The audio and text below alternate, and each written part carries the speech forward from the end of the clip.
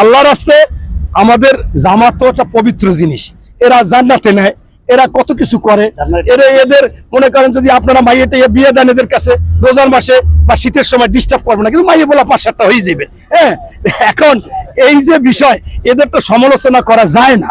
এবার একেবারে দেখেন উনি গিয়েছে কোথায় যেন ওই জালকারিতে গিয়ে একজন একটা পার্টি দিছে, পার্টিতে শুয়ে পড়ছে, কত ভালো মানুষ, আমি শুয়ে পড়লো।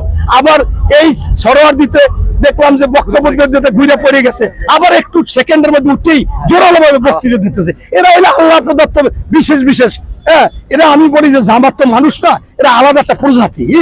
এদের মনে করে শক্তি আপনারা চিন্তা করতে পারবেন না, এদের সমালোচনা করা ঠিক না।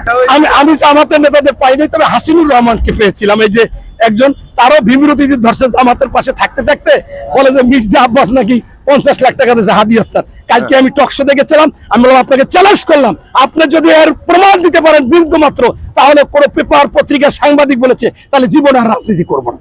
ভাই আমি কথায় কথায় বলে আমি কথায় কথায় বলে এই তো সারা বাংলাদেশে করে দিয়েছেন, এত আপনার ক্ষমা চাওয়া উচিত। তাই আপনার মনে করেন উনি ছিল, হ্যাঁ, আরগুলো হলে নাটক।